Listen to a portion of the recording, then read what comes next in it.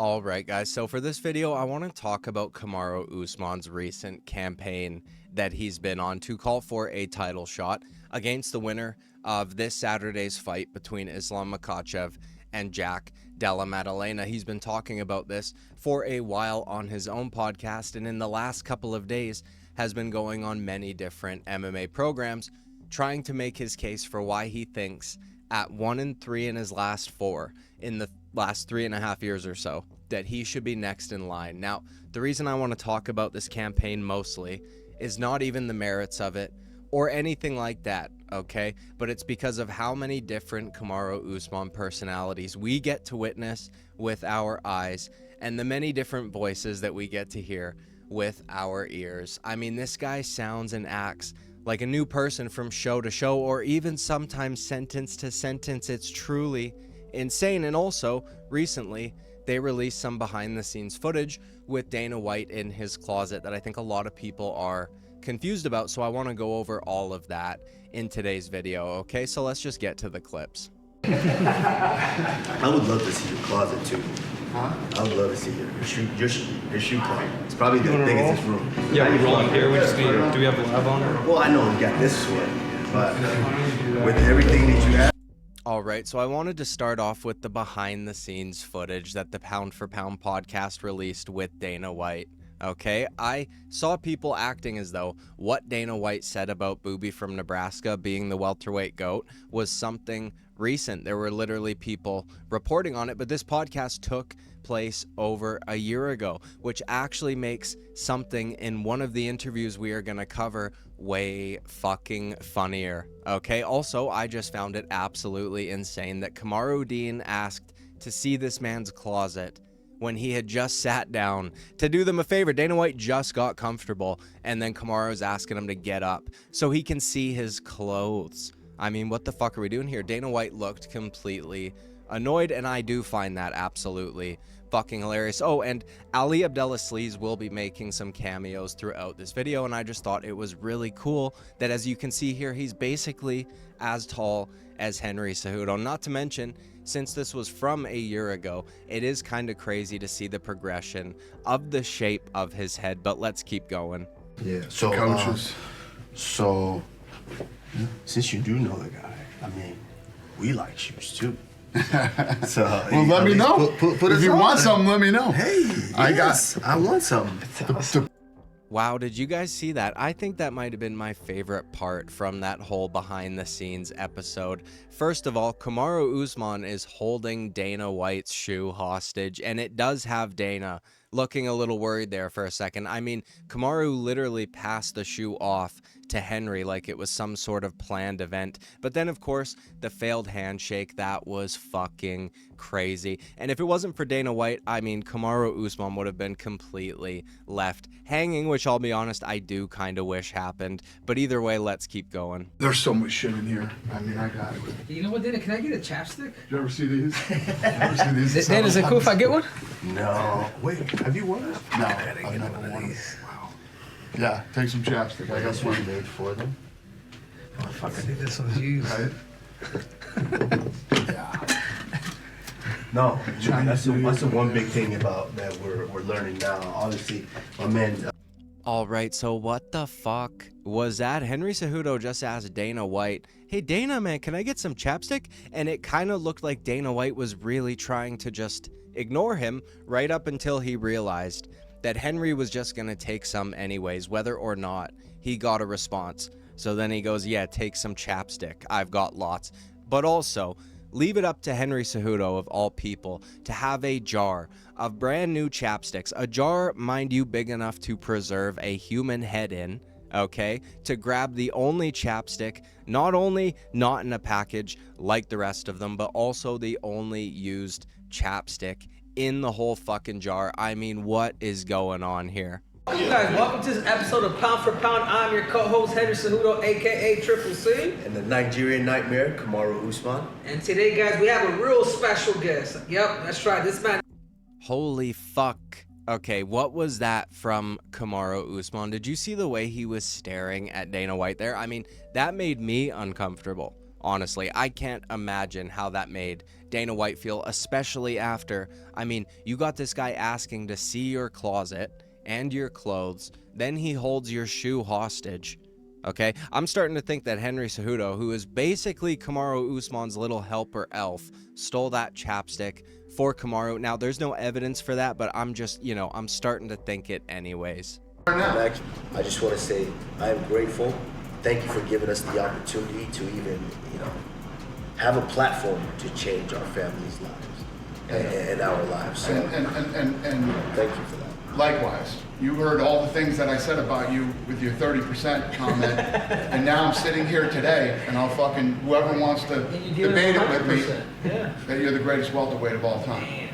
Thank you. I appreciate that. There you have it, guys. But you guys All right, so then we get a bit of a glaze sesh going on both ways. So I do think I was correct about Chapstick Gate there, but this clip is what had people reporting on this video this week, which I do find absolutely fucking hilarious because it's over a year old, and I know it's over a year old because Dana White is wearing the same outfit and they're in the same room as the podcast that they did with him over a year ago. But either way, now I want to get to some of the Ali Abdelaziz cameos. Congrats. Thanks again, Dana. Thanks again for everything. Just know, and I've always said this to you, Dana. I've always said shit just to catch your attention. But just know that I've always respected the shit out of you. Likewise, There's man. nothing. Listen, there's nothing like being a businessman and running your own shit. So I appreciate that. I Dana. respect all you guys, man. Believe me, I say it all the time. I mean, I've said it publicly and I said it here. At one point in my life, I believed that I wanted to be a fucking professional fighter and a world champion. And someday you have to wake up and realize, and you look in the mirror and you're like, yeah, you ain't it. Okay, so let's just ignore everything that was said in that whole clip. Did you guys see how Ali just slithered his way into the shot there? I mean, he thought he was being so sly, just slowly making his way over, trying to act casual, as if he's not aware, just coming to join in on the conversation. But as you can see, I mean, he was very aware of the camera. So you ain't that sly, Ali, okay? And I was sitting there, you know, this little guy shy, and you're so passionate about it. You were like, you know, everyone knows my passion for the room. And I was like, oh shit, you're so right. It's something about that. Humans just gravitate what towards it that is. gladiator. Holy fuck, I mean, that gave me a bit of a jump scare. The camera angle changed, so I thought, oh, we won't see Ali Abdelaziz unless he walks to our left. But it's like he just teleported over to the other side and popped out behind Dana somehow. And I wasn't expecting it. And then in that next shot, what the fuck is he doing? I can see his beady little eyes going back and forth, back and forth. It looks like his programming glitched or something, or maybe he's on ecstasy. I don't fucking know. But he looked awfully reptilian, if I do say so myself. The greatest athletes in the world fucking leaders. World leaders are watching you guys perform. Abu Dhabi, Saudi Arabia, you name it. All the world, every time Valentina Shevchenko goes back to him, she meets with the president. Yeah, world leaders watch you guys do what you fucking do.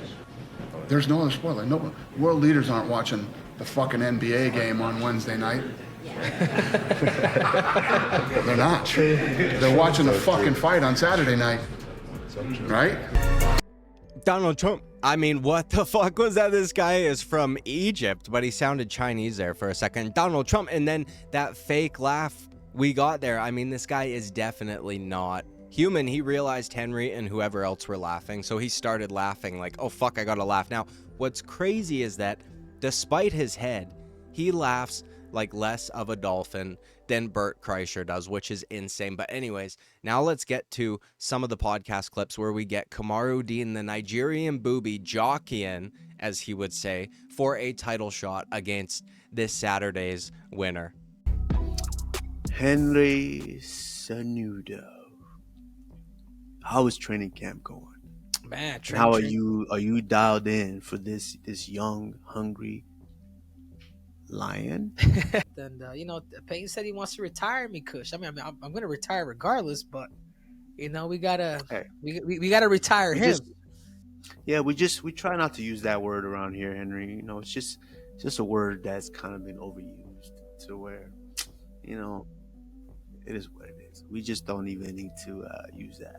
But All right, so this clip was to help display the contrast in the different Kamaru Usmans we get from day to day. I mean, Booby starts off the podcast like Henry Cejudo, all fucking slow and shit. I mean, what was that? And even what he said about retirement there, I mean, it's just a word that's kind of overused to where, like, and then he kisses his fucking teeth or whatever that's called. So I don't even know what to call this Kamaru, but this guy is definitely on one, okay? I am But hold on, excited for you. hold on, because I'm gonna bring something up. Because there's just something that went viral. I don't know what show you said, but you said you possibly only have a couple fights left too. You said, "I want to become a welterweight champ." Like, hold on, I'm just quoting. Don't come at me. I'm just quoting. No, go ahead. They said Kamaru Usman. I forget where I saw it. What they said, or you know how these people tend to cut shit up, and I get it. Grapevine. This is Holy fuck, did you guys hear that? Kamaru said, quietly, mind you, you heard it through the grapevine. So we've already quoted Max Holloway. Guys, it is what it is, guys. I'm only 33, guys. We still get it better. Now we've quoted Creedence Clearwater Revival.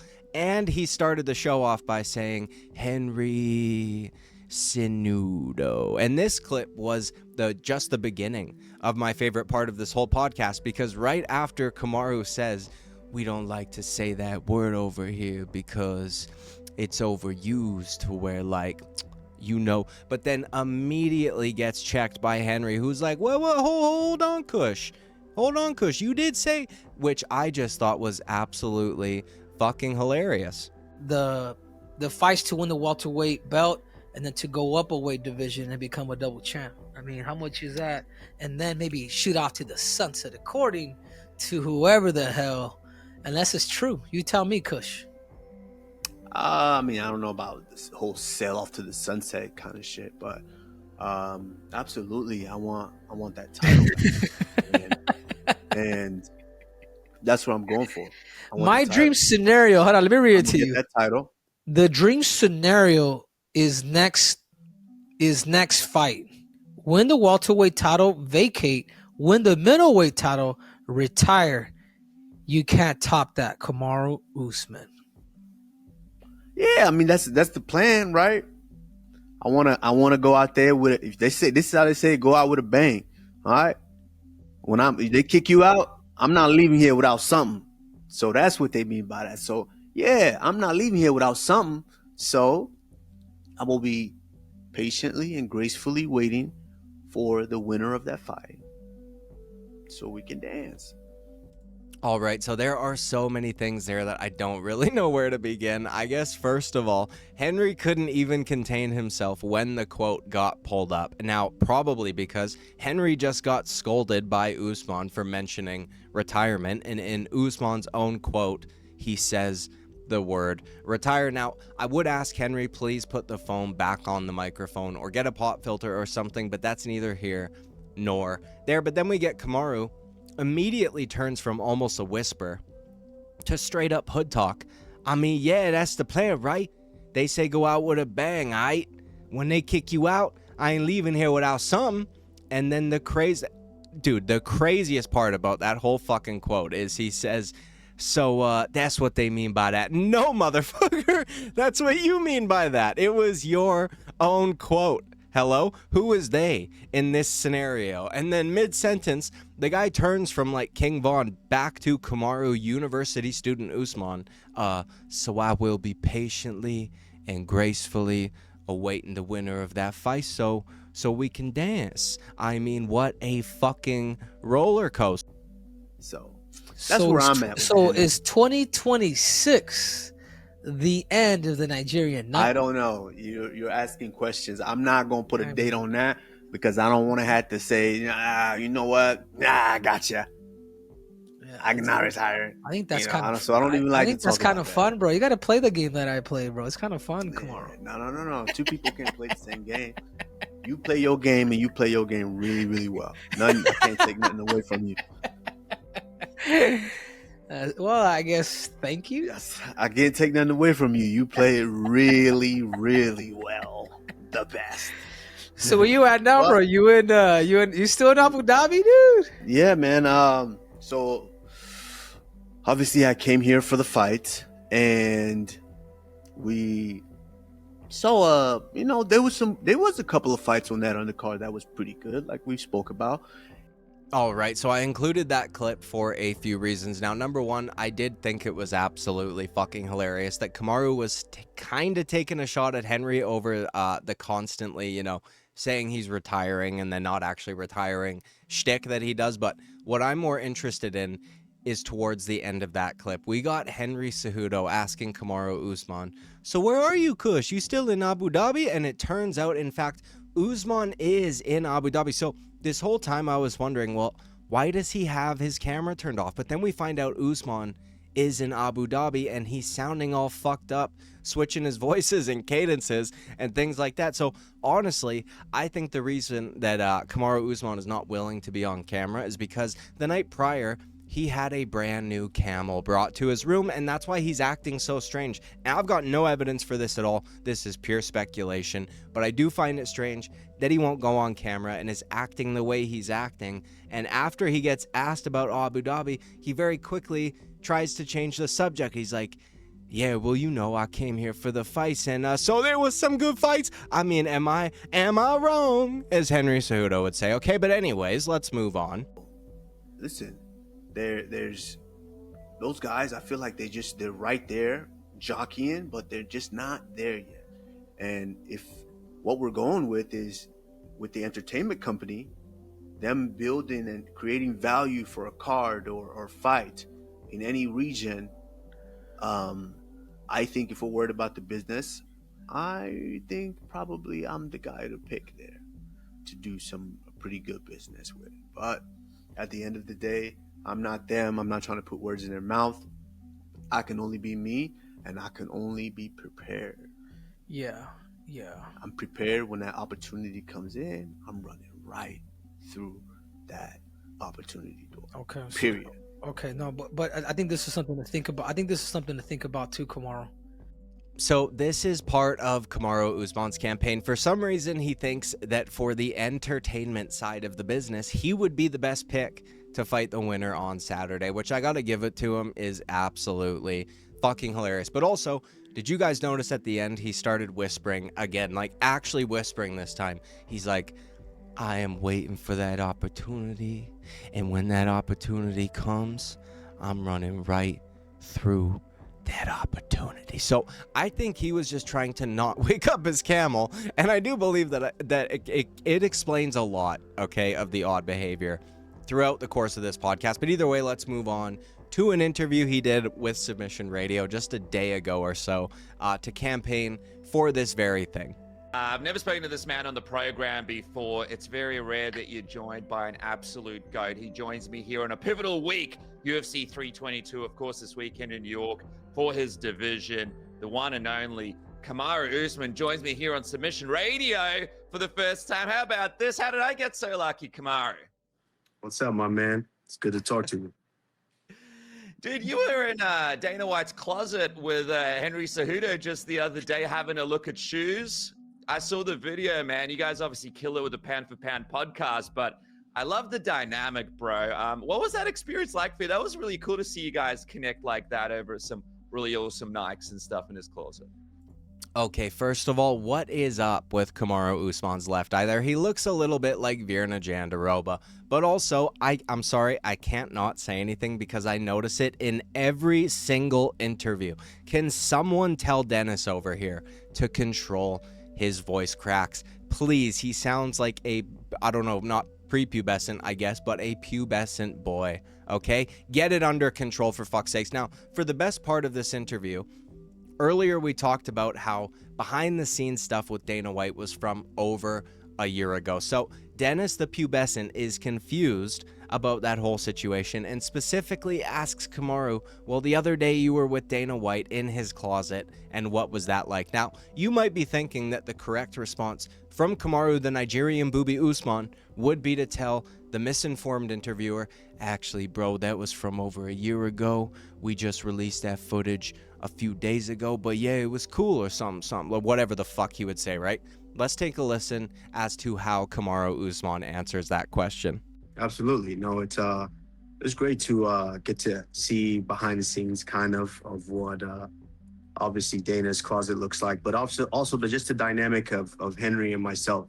So it's been great so far. It's been a great journey, and hopefully bigger and better things to come. What about him saying you're the greatest welterweight of all time? That's not a bad little compliment. It's not, but that's the thing about this game is I've always said it's you want to let everyone else bestow that on you. Not something that you come out screaming, oh, I'm this, I'm that. You let everyone else bestow that upon you according to your body of work. And it's an incredible body of work, dude. Obviously, you're in the closet there having a look at shoes, shooting the show. Is there a moment there where you chat with him about, hey, this weekend it's the title fight. I'm ready. I'm ready to go next. If I'm the one up next, I'm ready to go. Do you have that conversation with him behind the scenes? Not necessarily, but I mean, I think it's kind of understood that that's what I'm eyeing. That's what I want. And hopefully that's what they feel and they believe that I've earned. All right, so Kamaru had like 3 opportunities there to set the record straight, but he just kept the act up as though he was in the shoe closet just the other day. And I just thought that was absolutely fucking hilarious. But let's keep going. There's going to be people in this interview, like there'll be some haters in the comments going, well, this guy doesn't deserve the next shot. You got Ian Gary and Bilal fighting. You got, the Sean Brady's fighting. What's your message to people who say you don't deserve this next title shot? It is what it is. I was, what was it, like the 4-1 underdog going into that last fight. So, it is what it is. It's recency bias. That's what people like to say. Well, when you look at the body of work and you look at the position that I've put myself, I mean, had Joaquin Buckley done what he said he was going to do and finished me, Joaquin Buckley, you would absolutely make a case for him that he was next for the title, correct?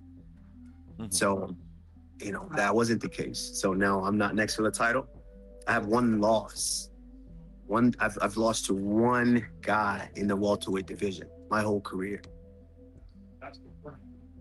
All right, so at the end there, Usman seemed pretty pleased with himself over that argument that he just made. But as Kevin Lee would say, I see holes in that argument, okay? Bringing up recency bias in this situation, I do think is quite funny because it's like, well, yeah, dude, before Buckley, you hadn't won a fight since 2021. So there is nothing recent for us to go off of when it comes to your fight career. Also, Buckley maybe getting a title shot off of beating you doesn't inherently mean you'd get one from beating him fucking obviously. Hello? Buckley was on a win streak, and had he beat you, it would have been like his first real signature win over a former champion or whatever, which would make it easier to market for a title shot. But in your situation, you were on a losing streak and a long layoff. So I just think this is a silly argument out of Usman here. But either way, let's keep going.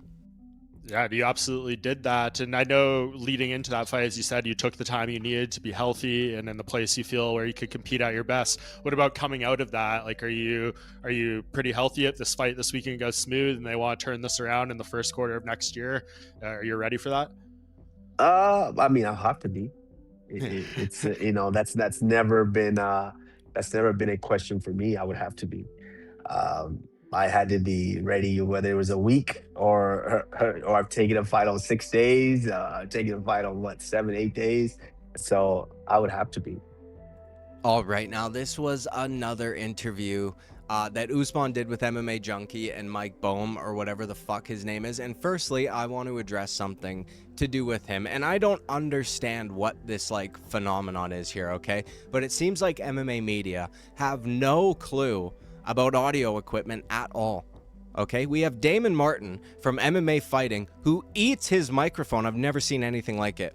We've got this guy here who apparently has never heard of a lint roller or something, okay, and can't somehow see how disgusting his microphone looks. We had Henry earlier with the foam just completely missing, and my personal favorite, this fucking guy at MMA Junkie, okay, I can't remember what his name is, but regardless, has a microphone in front of him. By the way, same microphone I'm using right now that is not plugged in to literally anything, okay? So these guys need to figure this shit out ASAP. Now, aside from all that, Did you guys see those weird little ticks Kamaru Dean did when he said, "I'd have to be"? It seems like this is the new cutesy Usman or some shit, okay? It reminded me of a girl who's trying to be cute. I mean, what is going on here? We started it off with a failed handshake, giddy overshoes Usman, creepy side-eyeing his boss Usman. Then we had woke up in Abu Dhabi next to a camel Usman, coupled with an O-block Usman for a little bit there, to then lazy eye Kamaru Jandiroba, and finally to top it all off, we get this cutesy little girl Usman. And I just thought it was insane as I was listening to all of these. I know we all know that he does this. I know this isn't news, but to see it so blatantly and so obvious was just crazy to me. Not to mention, I mean, dude, Mackenzie Dern gets a lot of shit for her fake accents. Meanwhile, Booby Usman over here just gets to slide with all this bullshit. But anyways, guys, okay, I think this title shot campaign is crazy, and I do find it funny that none of the media members are like, do you actually think you could get a title shot over the, like, 6 other contenders who have done way more lately when welterweight has almost never been more stacked ever, especially at the top, right? Or something like that. But it's because Dennis the Pubescent is an Ali Abdelaziz shill, one of the only shows that Ali consistently goes on, and apparently so is MMA Junkie. But anyways, guys, okay, let me know what you think down in the comments below about Kamaru Usman and his title shot campaign. Like, subscribe, all that good shit. All right, I'll see you at the next one. Okay, bye-bye.